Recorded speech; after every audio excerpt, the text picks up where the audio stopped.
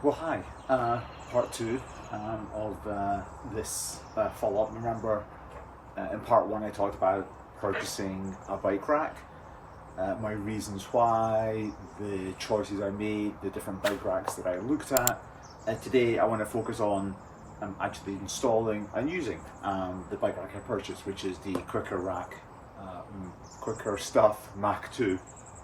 I also had a 2-inch hitch fitted to our vehicle, our Mazda CX-5. Had this done at our local U-Haul. Actually, can't recommend them enough. They did a great job, very easy to work with, and great communication. So I'm going to try unfolding the bike rack. I'm going to install it. This is the first time I'm doing this, so you're living this along with me.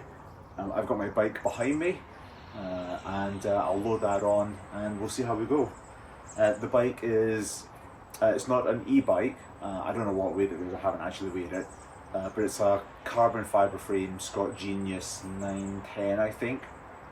So it's not light, but it's certainly not heavy like an e-bike, so I think it should be very easy to manage and manhandle and place up here. So I think step number one is unfolding, which if I remember correctly last time required me to press this button here in the blue and unfold these arms out. I do remember last time having to keep my finger out of here, so you press it down once and then it unlatches and you can move your hand out of the way and swing it round. Very stiff, which is I think very good. And then move that across there. Hope everybody likes the blanket again. Same again on this side, push down to unlock, and I get my fingers out of the way and clang, you can hear it lock into place. So the thing I'm going to pay particular attention to here today is this locking pin, which I think should actually fit through this gap. So do I have to loosen this off or move it? Oh no, of course it's going to go into the hole on the hitch. So let me see if I can, I think you've got to hold this back as you install it. I don't see any way of being able to hold this out of the way. So let's see how it goes.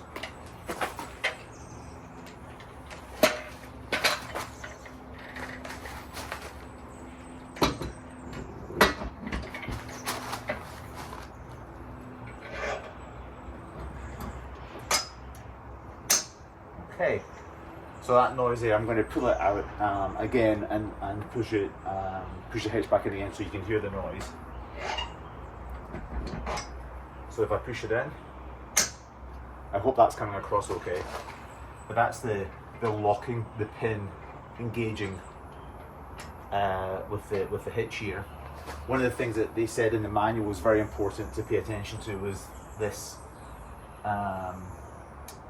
locking pin. This kind of red bolt has got to be flush with the back of the frame here, which it is. It's perfect.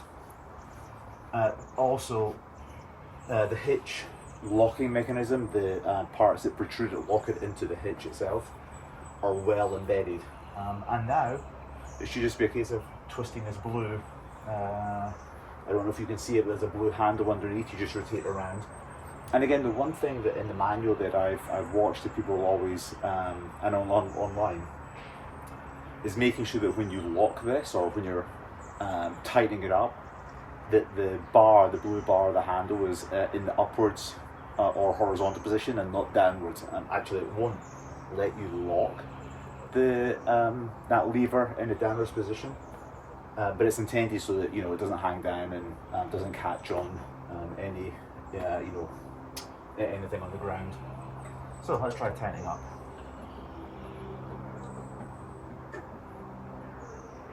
I also read online or watched online. You'll see I'm kind of wiggling this as I'm doing it, and that was one of the kind of tips I picked up, was make sure you kind of wiggle the rack just to make sure that any slack is taken out as you're tightening it up. Okay, now it's getting quite tight here. I'm going to have to pivot round. And there's a lock. I don't know if you can see it again, but on the underside here, there's a button that pushes in. that locks it in place. And that's very solid. Like, there's no movement in the hitch itself. There's a little bit of movement here in the rack that I saw, just as I was moving things around. I think it's just the locking bars. But the actual rack, the actual frame to the hitch, rock solid, not a movement. And you'll also notice that this is in the rack has got I think 4 positions. Position number 1, actually this is position number 2. Position number 1 is fully vertical. Position number 2 is this, you know, in the case, you know, it just takes the rack away from the back of the car a little bit, just, you know, in case there's any risk of interference. The 3rd position is the horizontal position. Obviously that's where you would load and store and travel with your bike. And then there's a 4th position which allows you to tilt your bike away from the hatch of the back of your car so that you can still get access to your trunk space. So to move to different positions, you pull this red lever, and it also said in the manual to pay attention when you're in the vertical position. There's a kind of a locking indicator here. This locking indicator will be fully flush at the bottom. In this kind of intermediate position, it's still locked in place, and you can see it's pretty solid. This doesn't lock the whole way down, so I'm going to actually try releasing this and moving it into the horizontal position. And I hope it just snaps into place. Oh yeah, here we go.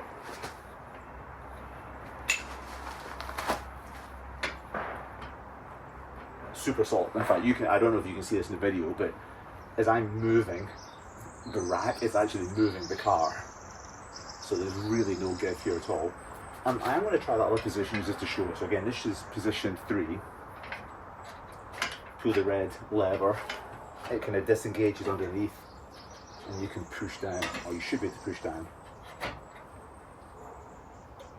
Maybe. Oh, there we go. I'm going to come all the way out.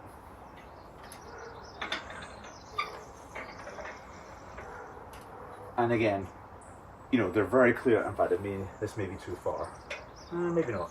But they're very clear, you know, don't travel with your bike in this position. It's just clear, just to allow you to open the hatch. Or, you know, if you have this mounted on a truck, to open the bed. So I'm going to put this back up to horizontal position. Actually, I'll go all the way up. It's very tight, so the tolerances are really tight.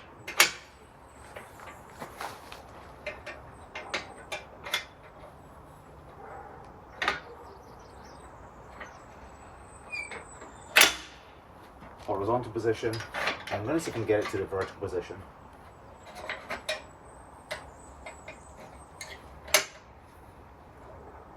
That's what I would say is position number 2, like the semi-vertical and then vertical. Let's see if it's going to fit. Oh, it does. Perfect. So I've got maybe between the arms and the back of the car, maybe at the top here, a couple of inches, and maybe 1.5 inches on the lower parts of the arm, closer to the bumper. But again, very solid, like no movement at all. Couldn't open the hatch. I know, I mean, it depends. Oh, maybe actually on this I could. With this particular car, I can still open the hatch in this position. I've seen other cars that couldn't. So I'm going to lower this back down again. Loosen it up, pull it down, it's extremely tight, and let it lock into place. And I can see here, they say to check in the manual, check to make sure this bar is fully seated on both sides. Which it is, so this is now safe for loading. So for loading, they say, open up the arms, load your bike in and hold it with one arm, and then fold one arm over, and then fold the other arm over, and make sure that it comes up over the top of your tires. So to release, just lift up the red lever,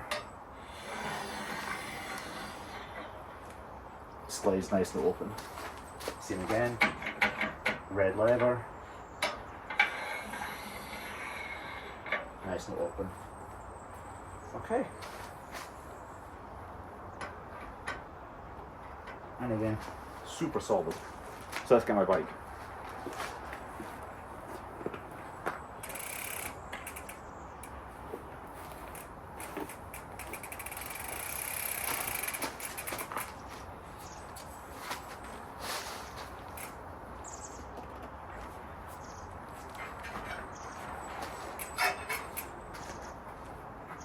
So I won't lock it in just yet, but what the manual advises is try to balance the bike so there's an equal amount or a minimum over each end of the platform. So these, I don't know what size of bike this is, but I do know that the tires are 29-inch tires, and I can see almost the center of the tires is the center of the wheel. I'm going to put the brake on while I'm doing this. The center of the wheel is maybe a couple of inches back from either side of the platform. Right, I'm going to bring up this one here. And it also says, I don't know again if you can see this, but the on the back of the arms, the two rollers are angled. And it says to make sure that the wheel of the bike is centered in those sort of two angled rollers. I'll probably do a couple of maybe close-up shots or something a little bit later, just so you get a sense. So wheel number one in, I'm going to hold my brakes. I'm going to release the brakes now, just take the tension off. And wheel number two in.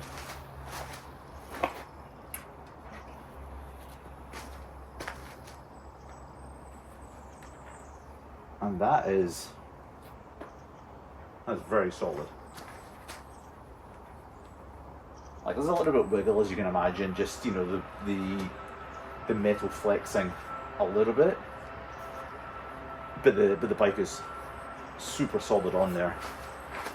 You can see, you know, 29-inch tires or 29-inch wheels. You know, it comes up, you can't quite get up over the top. You know, they say in the manual, of course, make sure that this top roller is up over the, you know, more than halfway up the wheel, which you can see it is. And, you know, you can push this in a little bit more and kind of compress it in spot. That's pretty rock solid. I have here the locks that I bought as well. And I bought these locks for two reasons. One is, well, for security. It means I can, you know, park up, and it's, you know, a little bit more difficult to makes it a little bit more difficult to steal my bike. But I also thought as well, from you know, making sure that the bike is really locked onto the rack, not just from a theft perspective or theft prevention perspective, but also from, you know, holding the bike onto the rack as well. And they generally show in the manual putting these locks through these upper holes, front and back. And I can definitely see the benefits of doing that.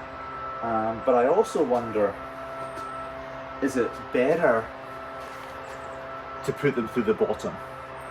And again, you know, let's just say the worst case happens and something was to loosen up here, and this was to in some ways loosen, at least the bike is then kind of almost held in place. But, you know, so I'm not going to touch the red lever, I've just let it friction lock by itself. And that's pretty locked in place. But let me try these locks. I've got the keys.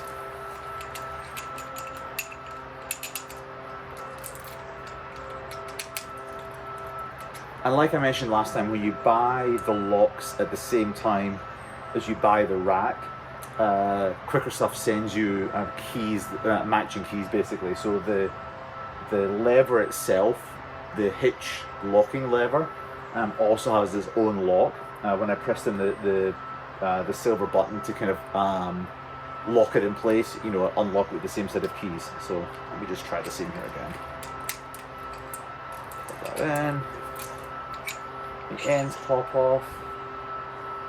I don't know if there's a right way or wrong way to do this, but you could put them through here, lock them in place there, or even I think you could, of course it hits the spoke.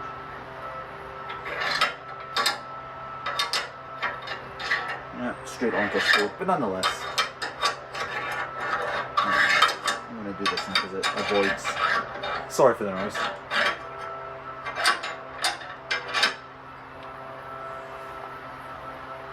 The locks are super simple to operate, so it looks like, yeah, it's like machined aluminium.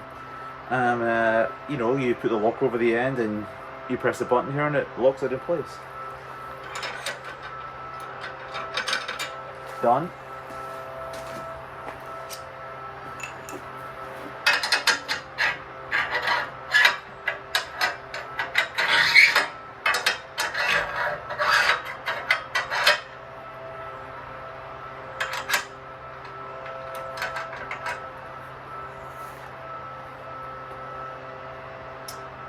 Actually, I can see now. I can actually see the benefit now. I understand now that I've done this. I'm going to go back on what I said earlier. You're best to lock at the top. And the reason now that I'm looking at this is if this was to loosen up and it was to move away, then it would result in a very small amount of movement of this locking bar. So I take back what I said earlier where I thought about maybe locking at the bottom. Actually, no, I see now locking at the top. So I'm just going to do that on this other one.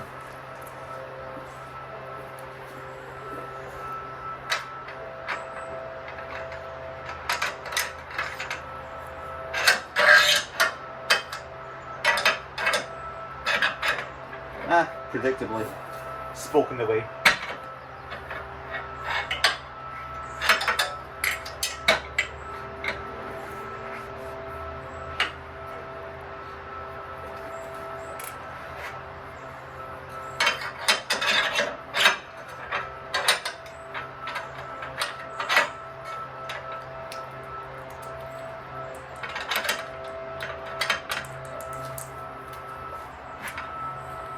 And there we go. Super solid, I have to say, very impressed.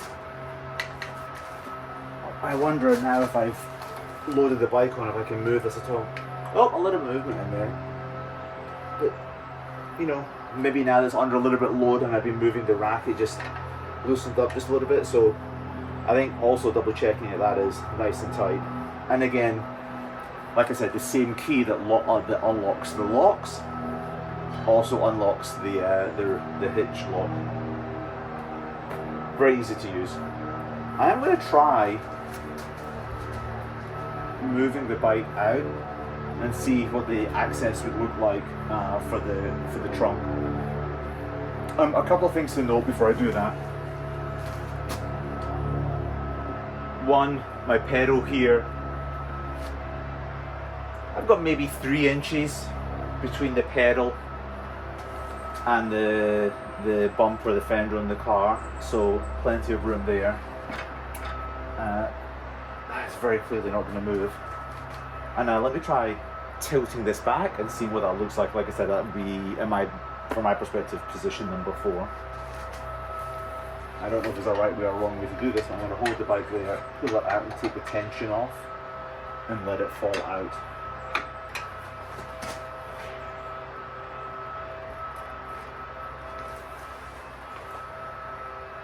Obviously not going to travel in this position, but again, totally easy now to get into the back of the car. No interference at all. You know, back of the car comes out and swings up. There's a good, I don't know what that is, at least a foot there, and then obviously as it swings up, it's going to be well out of the way. So really well designed. I'm going to pull the lever again and slide it back up. I don't know if it locks in this position, if I can just push it up. Let me see. Oh no, okay, it didn't lock, so I can just push it back up. I hope that came across. That was a nice kind of positive engagement. And I'm going to check the bar is seated all the way back. And the bar is seated all the way back. Beautiful. Okay, let me unlock, unload, and then we'll wrap it up.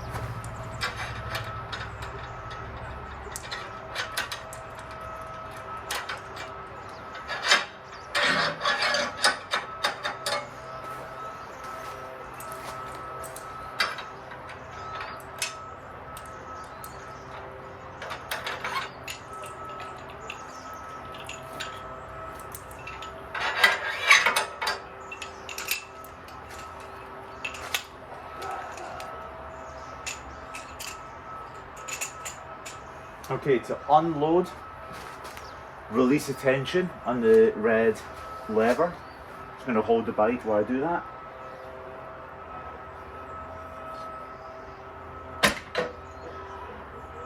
Actually, I'm going to, of course it's still locked at the back, so I'm going to release the tension. You see how tight that was on, and push that down out of the way.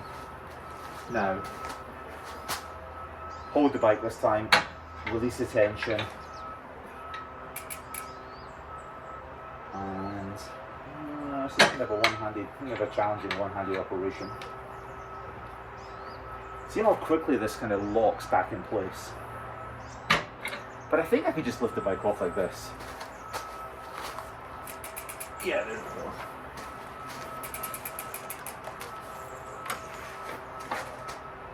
Very cool. I'm going to put the bike back in the stand.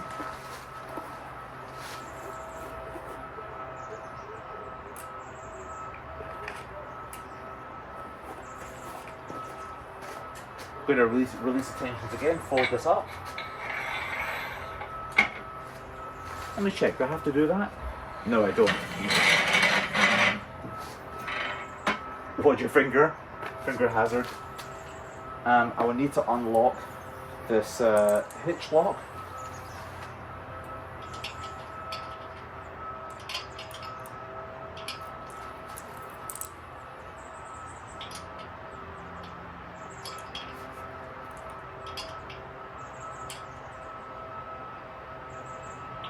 Oh, wrong place.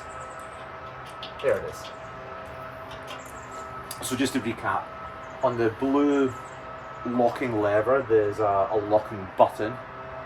Press that button in to lock the lever in place, and around the button, much like on the bike locks themselves, is the recess for the key. Yeah, I can hear it click as I unlock. I'm going to take the key out. I can see the buttons popped out now. I'm going to push this to unlock.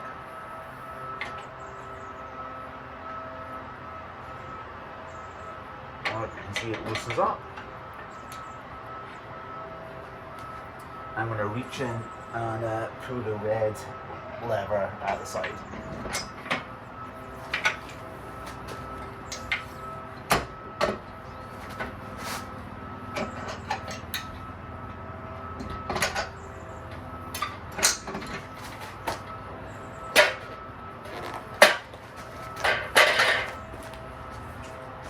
Nice and easy. I'm going to fold it up for storage. Again, press the blue kind of panel, the button here.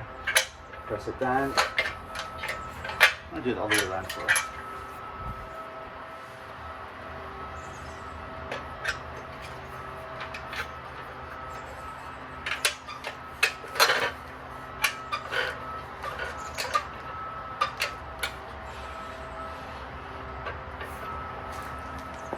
And that's it, I think.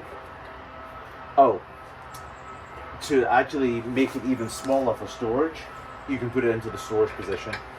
So if I lift this up, pull the red lever out. I don't know how easy this is going to be at all. Oh, okay, actually not too bad at all. And just fold that back down into place. There we go, ready for storage. I have to say, I'm super impressed with this. Like I said in the last video, you know, all of these hitch bike racks are expensive, no question. You know, the pricing I talked about in the part 1 video, so I won't recap all of that here. But I will say, like, in terms of build quality, fit and finish, ease of use. You know, when I set up this video, like, this is the first time I've gone through this. I haven't, you know, we basically went through it live together. I read the instructions beforehand, and that's it. So really easy to use, really sturdy, and I'm looking forward to getting out and getting my bike and going to different bike parks.